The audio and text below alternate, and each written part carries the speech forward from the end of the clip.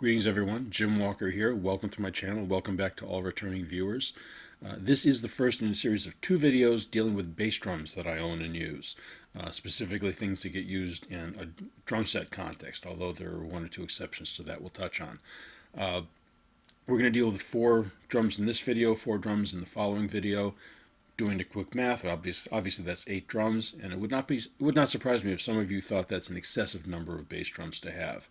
Hopefully I'll illustrate in this video why I have so many, what purpose each one serves, get into what goes into making that drum sound the way it does, the construction methods, the dimensions, the tuning, the head choices, and offer a demonstration of each of these drums, along with various still photos of the drums taken while during the recording session for this video, also using some photos taken from jobs I've had over the years. So, quick comment on the recording on this. I used 2 microphones on this. I wanted to produce and present the natural acoustic sound of each of these drums. In a recording situation, yes, many times I would take a microphone, insert it into the porthole of the resonant head, and get an optimal bass drum sound that way. For this video, I want you to hear what the drums sound like in the room. You'll see in the videos and photographs that I'm recording this in my living room. It's not an optimal acoustic environment. Low ceiling, small space relatively, a lot of carpeting. So I am going to add just a touch of treatment through equalization, a little bit of reverb, but all with the idea of trying to present the audio in as natural a way as possible and to best represent what I hear when I play these drums in the room. So I'm not trying to do any sound production and sound sculpting and change the sound of the drums. I want this to be what you would hear if you had sat in the room with me and heard me play. So we're going to have 1 microphone in front of the bass drum, about 1.5 feet in front, large diaphragm condenser, and then a small diaphragm condenser just about head height over my right shoulder, picking up the rest of the drum set. And it's not much of a drum set. I'm just going to play bass drum, snare drum, and hi-hat, and ride cymbal. There's another video where I only use the 3. So it says hi-hat, ride cymbal, bass drum, and snare drum in these examples. But still, a limited size kit. So the first drum we're going to start with, we're going to basically go from small to large, well, not perfectly so. We're going to start with a drum that I built about 15 years ago. Regular viewers of this channel know that I am a hobbyist drum builder. I've never gone into work professionally as a drum builder. When I build, it's either for the enjoyment of building, or it's because I need a certain instrument for a certain application, or it might just be out of curiosity, and that's what this drum is. I had heard of many drummers using 16-inch bass drums, primarily in a jazz context, which we'll get to in a moment with another drum. But I was curious. I had never played a drum that small. I have an old 16-inch floor tom from my Ludwig kit. We'll see a bass drum from that kit later in the second video in this series. Experimented with that. Was intrigued enough, I decided to pick up a 16-inch Keller maple shell and build a drum from the ground up. And that's the first drum we're going to hear here. And this one was built with the idea of being something for low volume applications, unmiked applications, unplugged if you will. Something which would have something resembling a standard bass drum sound, but not be overwhelming. Not be something where if I brought a regular sized bass drum, it would be a little bit too much, or I would have to play on eggshells to play successfully in that context. And this drum essentially accomplishes that. So a couple of notes on this one. The heads on this one are the result of trying a more standard setup. I started with this drum. I'll even take a step back and start with the tuning on this drum.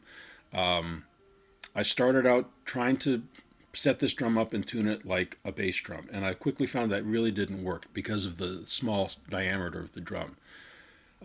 If I tried tuning down to a pitch range that we'd normally associate with the bass drum, I could kind of get it, but the heads were so loose the drum had no projection.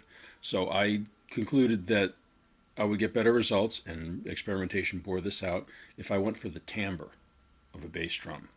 Nice projection, nice attack, and just resign myself to the fact that it would be a higher overall note than we normally hear with the bass drum. That seemed to get the best results for me. And also when I set it up, I wanted to muffle it a little bit. I tried starting out with a small towel inside, much like you would often use a pillow or a blanket inside a larger bass drum. There's so little airspace inside this drum, even a small towel just sucked up any projection this drum had. So I quickly abandoned that idea and went with heads that had the muffling built into it. There's an Aquarian Studio X on the resonant side, a pinstripe on the batter side, but also one of those old Remo muffling systems. I'm not even sure if they make them anymore. It's a plastic ring. You set it on the bearing edge of the drum, insert a foam ring into a tray. That foam ring is what presses against the batter head, and then you put the head on the drum and the hoops and you tune it up accordingly. You'll see a picture of this in the photos that accompany this video. And that seemed to work pretty well. You got to be careful with the tuning, otherwise you can get, well, I shouldn't say you don't want to get it, but sometimes you can get some more sustain, you can get a little less sustain.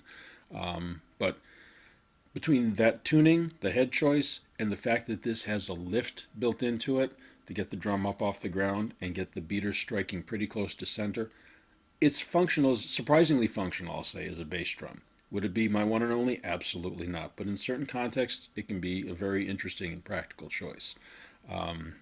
Again, low volume situations is where this drum really excels. So that will start with 11-inch depth, 16-inch diameter Keller maple shell. One of my own home builds. Here we go.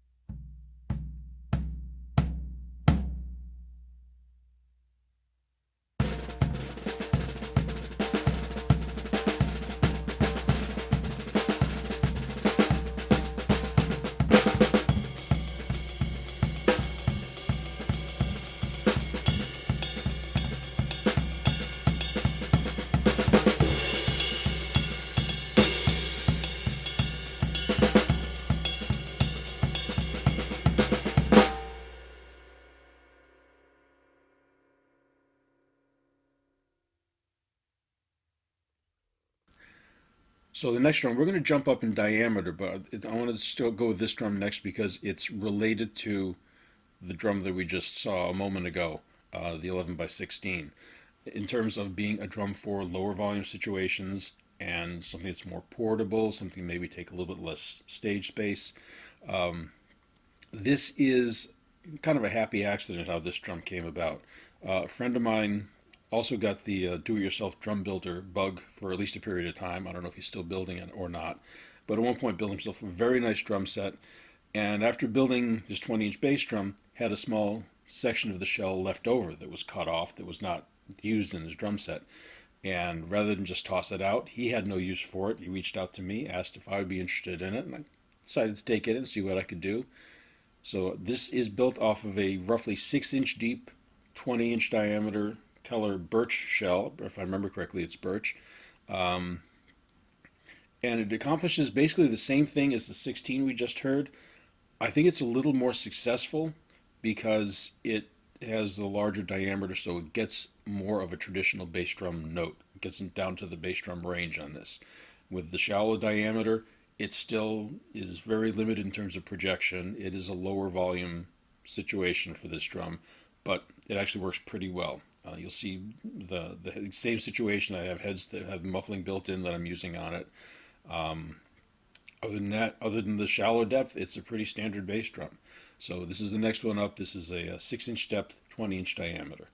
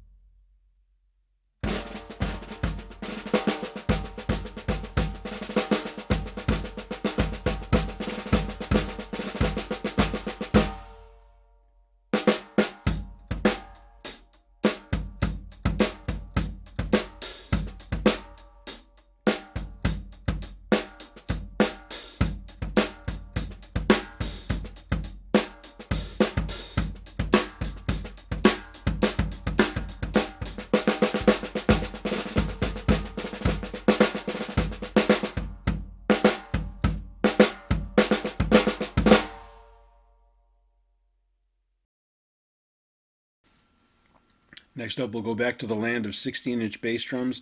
This is from a kit that I built myself. This is the second drum set I built for myself, designed for acoustic jazz performances.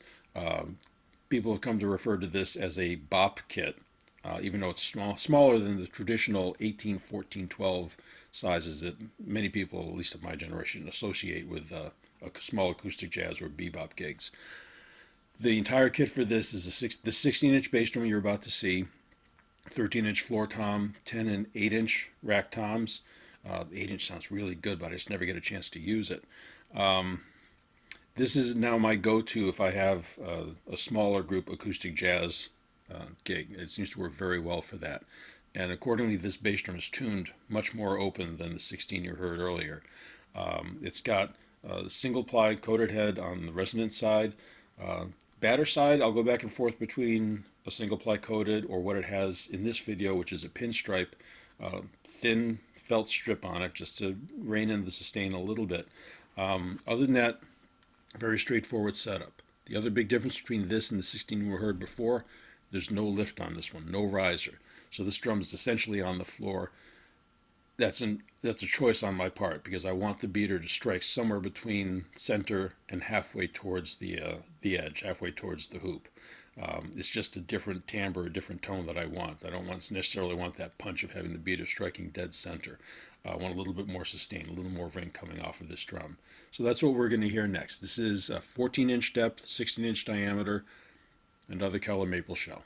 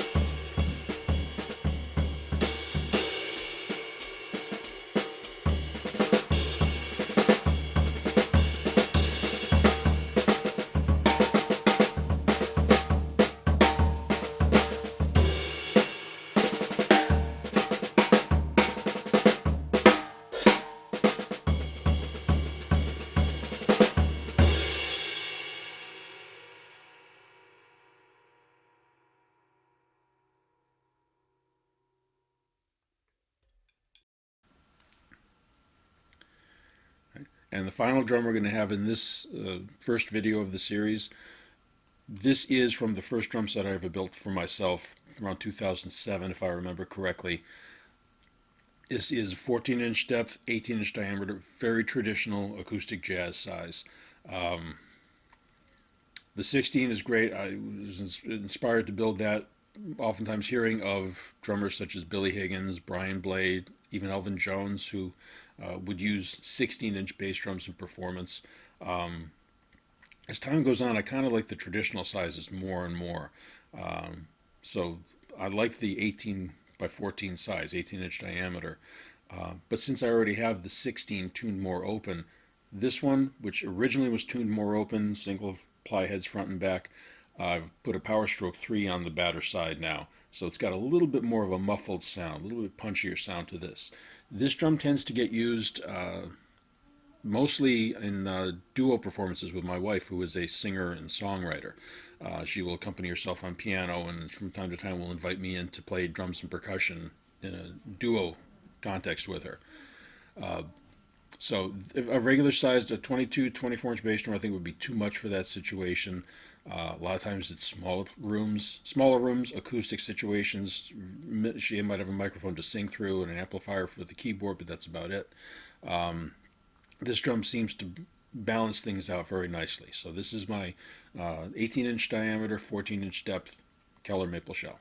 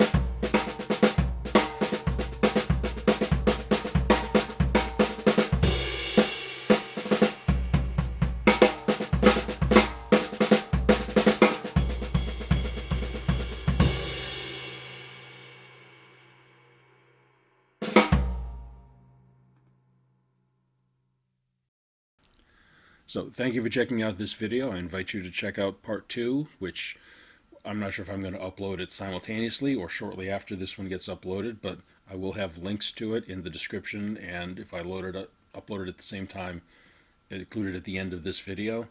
We'll be getting to more traditional bass drum sizes in that one. So thank you again for checking out this video, and hopefully we'll have you checking out the second one as well. Regardless, thanks for checking out this one. Have a good day.